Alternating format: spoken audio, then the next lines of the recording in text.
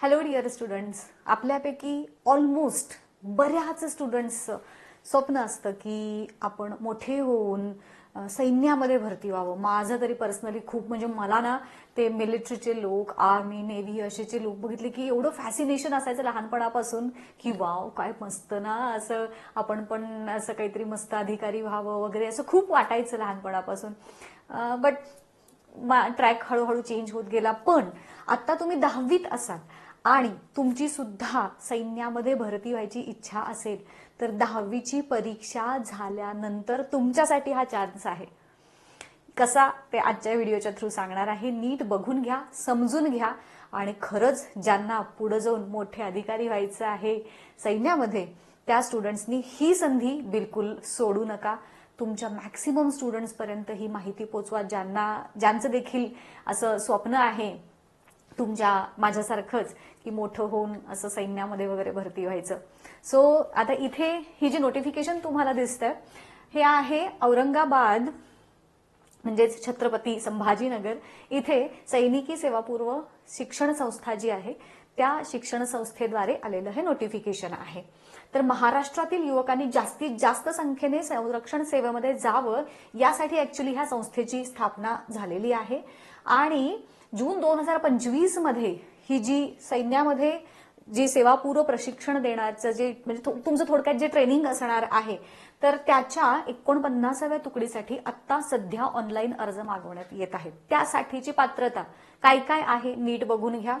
अविवाहित ऑब्व्हियसली 10वी मध्ये आहोत, अविवाहित सगळेजणच असतील, महाराष्ट्राचे आदिवासी, महाराष्ट्रामध्ये राहणारे तसेच कर्नाटक मधले पण स्टुडंट्स इथे चालू शकतात, विदर्भ, बेळगावी आणि कारवार जिल्ह्याचे आदिवासी हे स्पेसिफिक त्यांनी मेन्शन केलेलं आहे.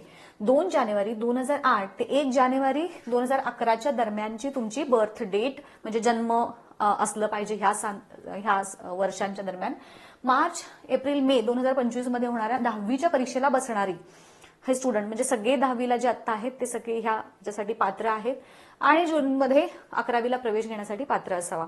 शारीरिक पात्रता, सैन्य दलात अधिकारी बनण्यासाठी जे बेसिक पात्रता आहेत त्या सगळ्यासाठी तुम्ही म्हणजे हाईट, वेट जे बेसिक असतात तर त्यासाठी तुम्ही त्या क्रायटेरिया एनडीए आणि INA साठी दिलेले सर्व शारीरिक निकष काय काय आहेत तुम्हाला जर माहित नसेल आता नक्की काय निकष म्हणजे काय आहेत तर त्यांची जी अधिकृत स्थळ आहे त्यांची जी वेबसाईट आहे तर तिथं तुम्हाला हे मिळून जातील.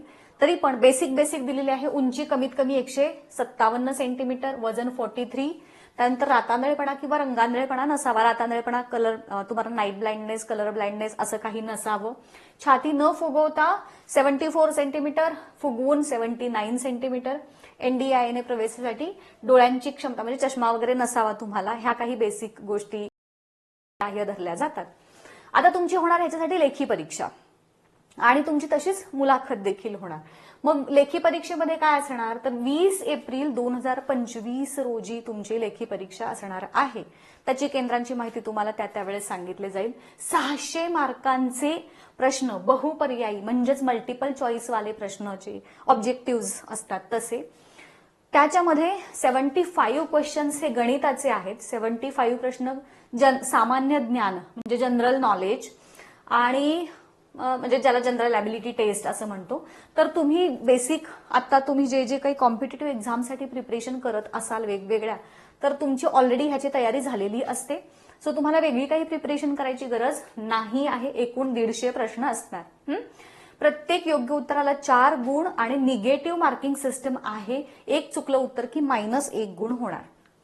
लेखी परीक्षा 8वी ते 10वीच्या स्टेट बोर्ड आणि CBSEच्या अभ्यासक्रमावर जसं मी तुम्हाला आत्ता बोलले सगळ्याच कॉम्पिटिटिव्ह एक्झाम्स ह्या सिलेबसवरती बेस्ड असतात. सो आत्ता तुम्ही IMO म्हणजेच ऑलिम्पियाड असेल किंवा वेगवेगळ्या अजूनही ज्या एक्झाम्स असतात त्या जर तुम्ही देत असाल त्याची प्रिपरेशन तुम्ही 10वीत केलेली असेल 8वी, 9वी, 10वीची तर तुम्हाला ऑलरेडी तुमची ह्याची प्रिपरेशन झालेली आहे असं समजून चला.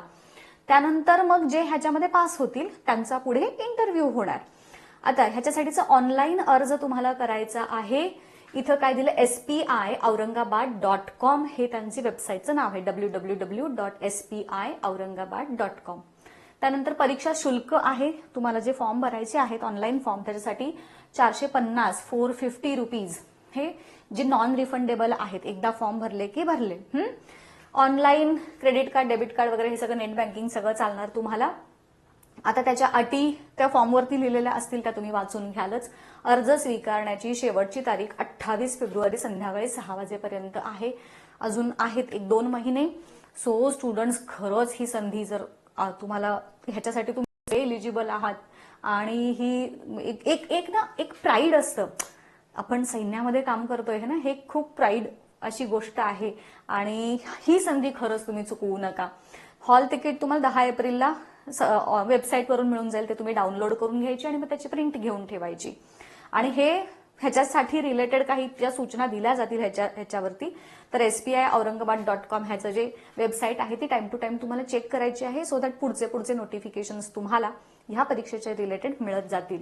सो आता ह्याची तुमची एक्झाम एप्रिलमध्ये आहे की नाही, 20 एप्रिलला आहे. सो आपली बोर्ड एक्झाम तेव्हा साधारण संपलेलीच असते आणि लगेचच बोर्ड एक्झाम नंतर हार्डली 1-2-3 दिवसानंतर तुमची ही एक्झाम असणार आहे. आणि खूप काही अवघड नसते. ट्राय करायला काय जाते आपलं, होय की नाही. ट्राय करायला काही हे नाही. लागले तुमच्या ह्याच्यामध्ये, तुम्ही ह्या सगळ्या क्रायटेरियामधून जात असाल तर नक्की माझं सांगणं असेल तुम्ही हे कंपल्सरी भराच, हो की नाही. सो ही सुवर्ण संधी बिलकुल दवडू नका. तुमच्या फ्रेंड्सना, तुमच्या रिलेटिव्हजना, कर्नाटकामध्ये जे तुमचे रिलेटिव्ह असतील त्यांना देखील सगळ्यांना सांगा. सगळे मिळून फॉर्म भरा, सगळे मिळून अभ्यास करा, सगळे मिळून सक्सेसफुल व्हा, सगळे मिळून सैन्यात व्हा.